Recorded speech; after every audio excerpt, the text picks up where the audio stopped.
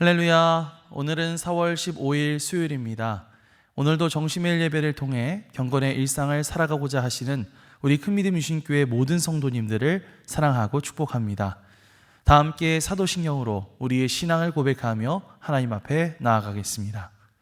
전능하사 천지를 만드신 하나님 아버지를 내가 믿사오며 그 외아들 우리 주 예수 그리스도를 믿사오니 이는 성령으로 잉태하사 동정녀 마리아에게 나시고 본디오 빌라도에게 고난을 받으사 십자가에 못 박혀 죽으시고 장사한 지 사흘 만에 죽은 자 가운데서 다시 살아나시며 하늘에 오르사 전능하신 하나님 우편에 앉아 계시다가 저리로서 산자와 죽은 자를 심판하러 오시리라.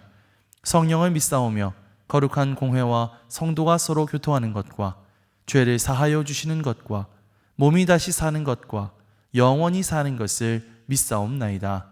아멘. 다 함께 찬송가 301장 찬양하시겠습니다.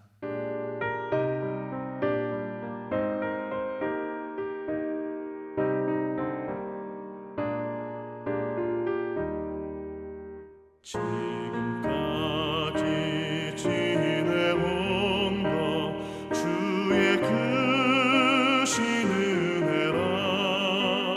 한이 없는 주의 사랑 어찌 이루 말하랴. 찬악해라 주의 손이 항상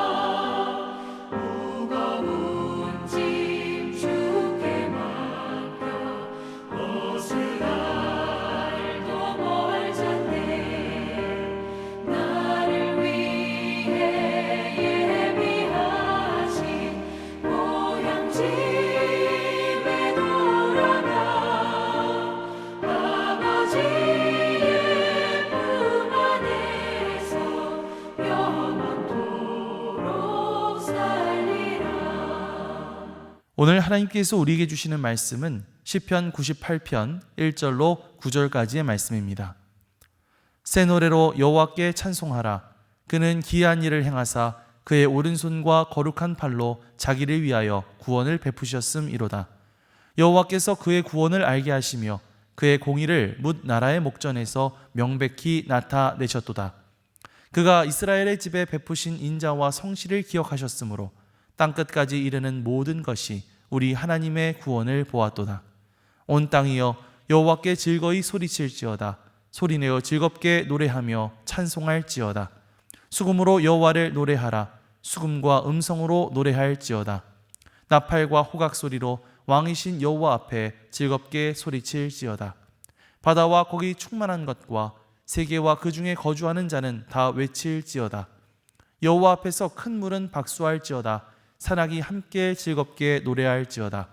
그가 땅을 심판하러 임하실 것이미로다. 그가 의로 세계를 판단하시며 공평으로 그의 백성을 심판하시리로다. 이는 하나님의 말씀입니다. 아멘. 할렐루야. 오늘도 말씀을 듣는 여러분의 심령 속에 성령님의 감동이 함께하여 주시기를 주님의 이름으로 축복합니다. 여러분 혹시 마지막으로 정말 가슴 벅차게 찬양을 불러보신 적이 언제이신가요? 우리는 매주 예배의 자리 가운데 나아갑니다. 찬송가를 펴고 함께 노래하죠. 그런데 솔직히 한번 여쭤보고 싶습니다. 어느 순간부터 찬양이 습관처럼 되어버리신 적은 없습니까? 입술은 움직이는데 마음은 따라가지 못하는 그런 순간. 그 찬양 가사는 감사와 기쁨을 노래하고 있지만 진정한 기쁨을 마음속에 느끼지 못한 채 그저 가사만 따라 부르고 계셨던 적은 없으셨나요? 오늘 시편 98편 시인은 이렇게 외칩니다. 새 노래로 여호와께 찬송하라. 여기에서 새 노래라고 하는 것은 이전에 없었던 새로운 곡조를 뜻하는 것이 아니죠. 하나님께서 행하신 구원을 다시 한번 깨닫고 그 감격을 새롭게 고백하는 노래를 뜻합니다. 오늘 시편 98편의 고백을 통해서 하나님을 향한 우리의 진정한 마음의 고백을 다시 한번 회복할 수 있는 저와 여러분들이 되시기를 주님의 이름으로 간절히 축원합니다. 우리 먼저 1절에서 3절 말씀을 다시 한번 읽어볼까요? 새 노래로 여호와께 찬송하라. 그는 기이한 일을 행하사 그의 오른손과 거룩한 팔로 자기를 위하여 구원을 베푸셨음이로다. 여호와께서 그의 구원을 알게 하시며 그의 공의를 뭇 나라의 목전에서 명백히 나타내셨도다. 그가 이스라엘의 집에 베푸신 인자와 성실을 기억하셨으므로 땅끝까지 이르는 모든 것이 우리 하나님의 구원을 보았도다. 시편 기자가 새 노래로 여호와를 찬송하라 라고 한 이유는 분명합니다.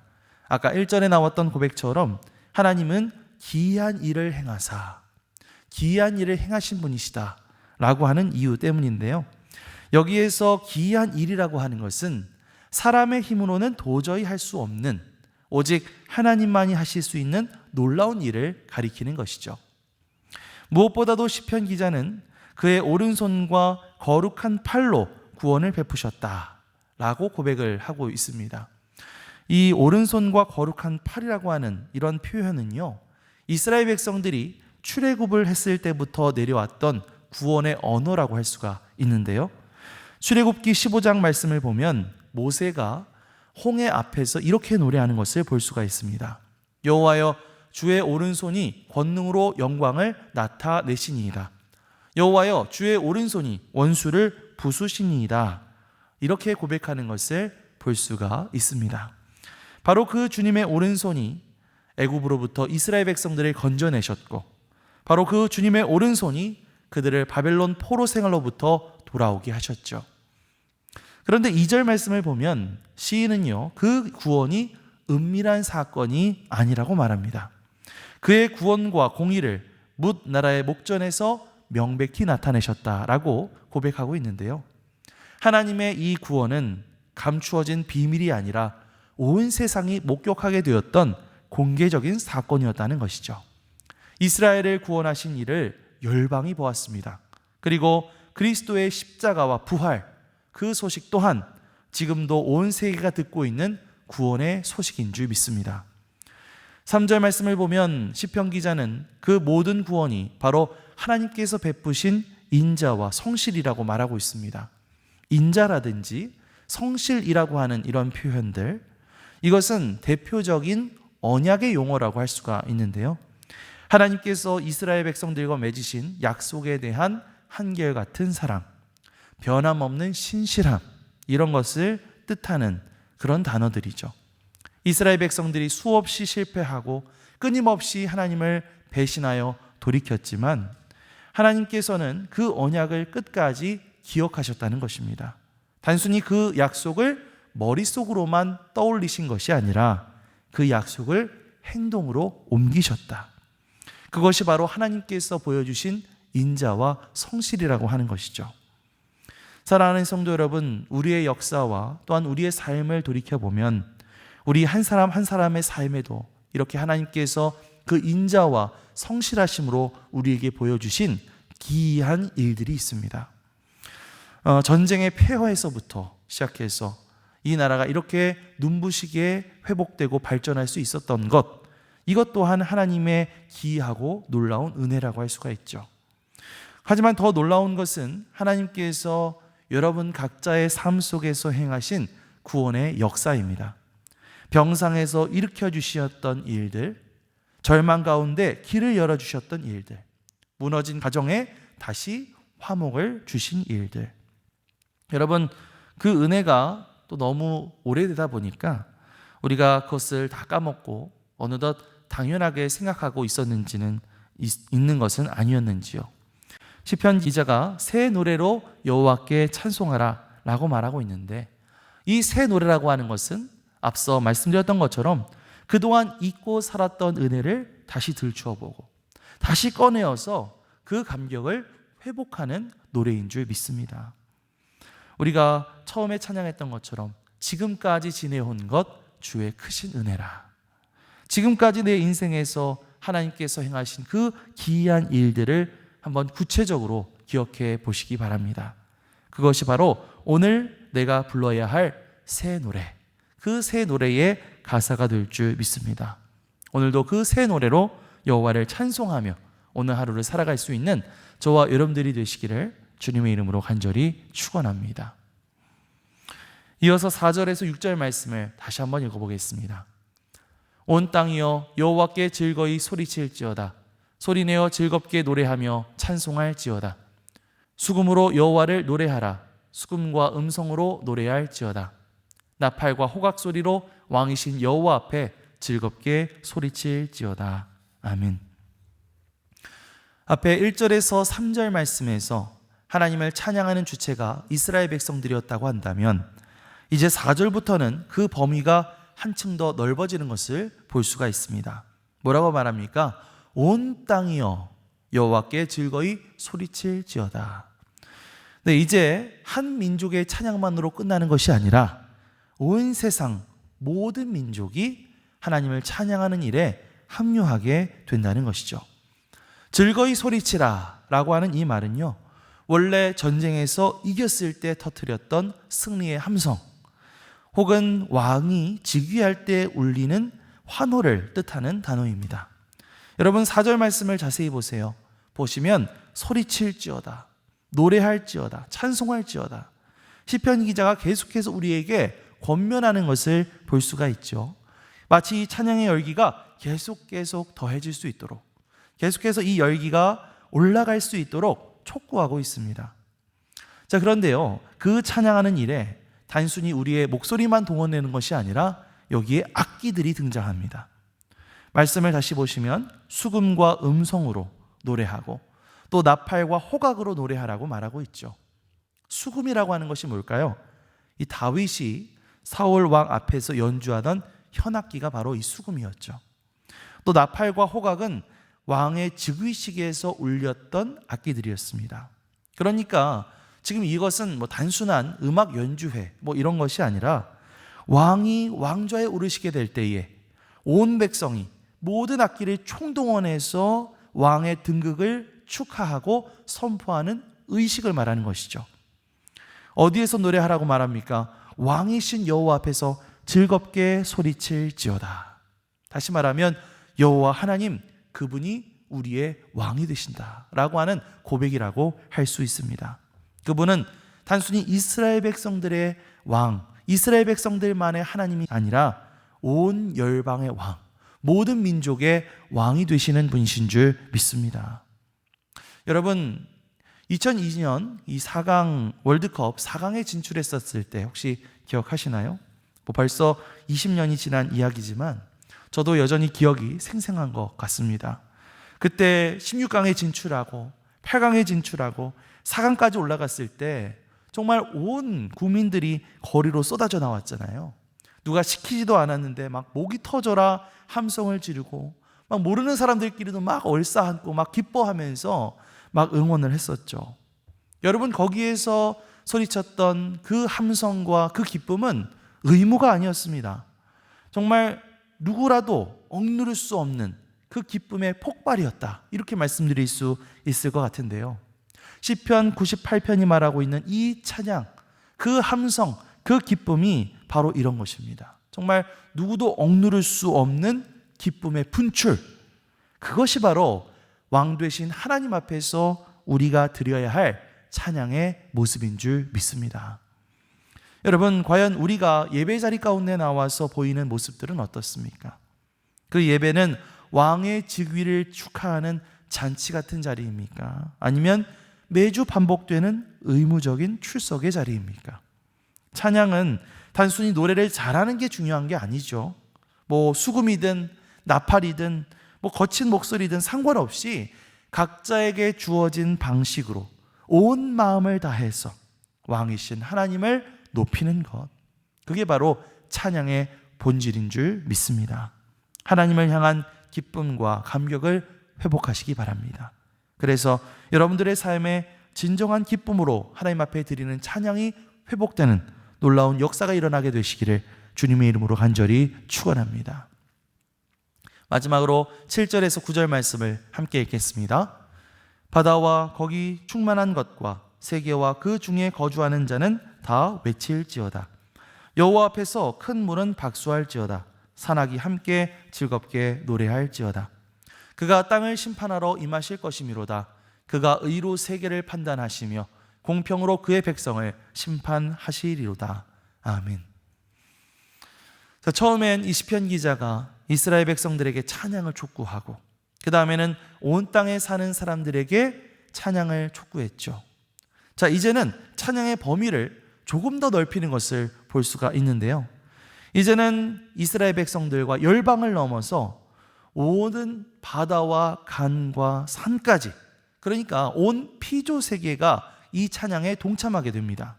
8절 말씀을 보시면 큰 물이 박수하고 산악이 함께 노래한다, 이렇게 표현하고 있죠.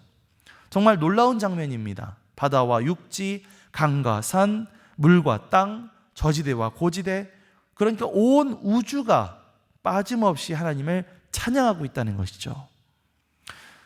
로마서 8장 말씀을 보면 사도 바울이 이렇게 고백한 적이 있습니다. 피조물이 다 이제까지 함께 탄식하며 함께 고통을 겪고 있는 것을 우리가 아느니라. 우리 인간의 죄로 인해서 인간뿐만 아니라 온 피조 세계가 함께 고통받고 함께 탄식하며 신음하고 있었는데, 이제는 드디어 그 죄로부터 해방될 날이 올 것을 알고 기뻐한다는 것입니다. 자연이 오염되고 생태계가 무너지고 있는 지금 이 세상도 마침내 하나님께서 오셔서 그 모든 잘못된 것을 바로잡으시고 세상을 본래의 질서로 회복시키실 것을 기대하면서 찬양하고 있다라고 하는 고백인 것이죠. 사랑하는 성도 여러분, 혹시 이 세상을 살아가면서 겪게 되는 여러 가지 불의함 때문에 좌절을 겪고 계시는 분이 계신가요? 혹은 부당하게 당하게 된 고통 앞에서 하나님 어디 계십니까? 하면서 기도하고 계시는 분 있으신가요? 오늘 시편 기자는 선포합니다. 모든 것을 공의로 심판하시는 하나님께서 오고 계신다. 온 피조물이 바로 그날을 기다리면서 기쁨으로 박수를 치고 있다. 여러분, 그 소망을 품고 우리도 이 세상 가운데서 흔들리지 말아야 할 줄 믿습니다. 18세기에 아이작 와츠라고 하는 영국의 한 목사님이 계셨습니다. 이 목사님이 오늘 이 시편 98편 말씀을 읽으면서 영감을 받고 한 시를 쓰게 되죠. 그 시에서 이 시편 말씀의 고백을 인용하면서 이렇게 말합니다. 기쁘다 구주 오셨네. 만 백성 맞아라. 온 땅은 기뻐하여라. 하늘과 자연이 노래한다. 어디서 많이 들어본 가사 같지 않으신가요? 네, 오늘날 특별히 성탄절에 많이 불리게 된 찬송가 115장 기쁘다 구주 오셨네 라고 하는 찬양입니다. 그래서 이 시편 98편 말씀은 구세주가 탄생하신 크리스마스의 노래라고도 할 수 있고, 또 죽음의 권세를 깨뜨리고 다시 사신 주님을 노래하는 부활의 노래라고도 할 수 있고, 또 주님이 그 다시 오실 그날 주님의 재림을 기대하는 그런 노래라고도 할 수가 있습니다. 그렇게 우리 가운데 오셔서 우리에게 소망 주시는 주님, 그 주님을 기대하면서 새 노래로 주님께 나아갈 수 있는 저와 여러분들이 되시기를 주님의 이름으로 간절히 축원합니다. 아멘. 기도하겠습니다. 사랑과 은혜가 풍성하신 하나님 아버지, 주님께서 우리 가운데 행하실 기이한 일들을 기억하며 새 노래로 찬양하며 나아가기를 원합니다. 오랜 신앙생활 속에서 어느덧 무뎌져 있었던 우리의 감격을 회복하게 하여 주시옵소서.